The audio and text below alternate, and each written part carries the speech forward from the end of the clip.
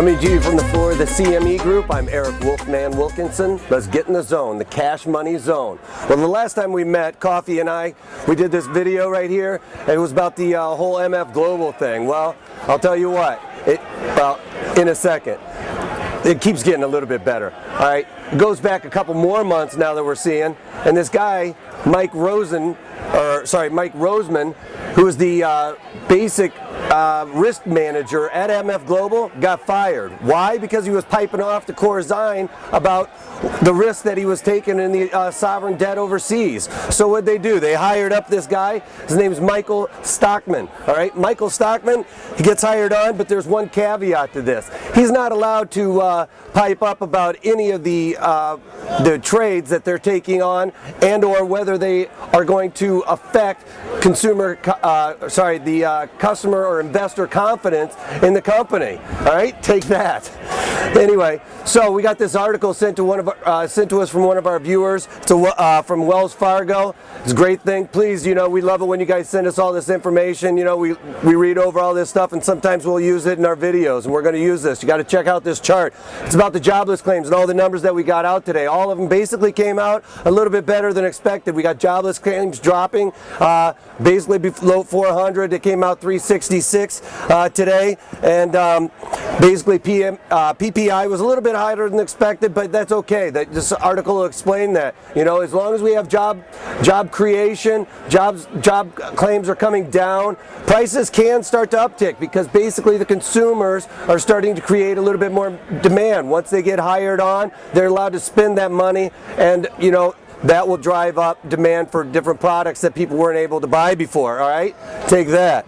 So basically, moving on, like I said, all these numbers came out a little bit better than expected. The S&Ps kind of popped up against that 1220 that was a support before, that Killer and I have all talked about as the first support before yesterday when we blew through that. Well, we kind of popped up against that. The bears still seem to be in control, starting to send that down towards the lower end of the day. It's starting to look like technical support's going to be found at around 1202 again. We tested down to 1198, which Killer and I were kind of tweeting back and forth yesterday about. I said 1198. That held this morning, kind of came up and tested that 1220 area. The bears again took over. All right, take that. All right, moving on to gold.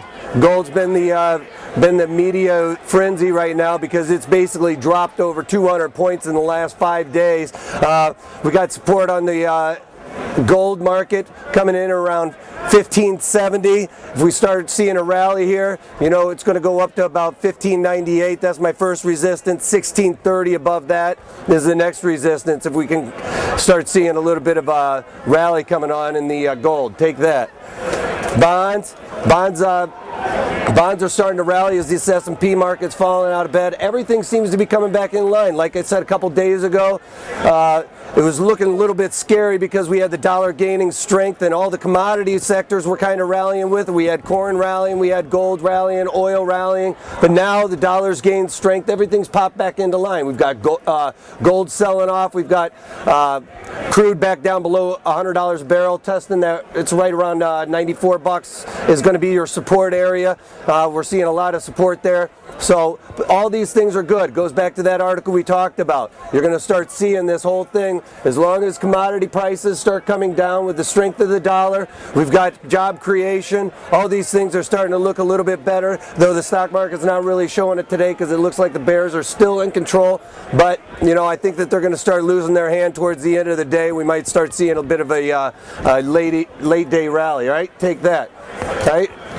That's all I got for you today, basically. So you know what? Again, if you can't take that, take it easy.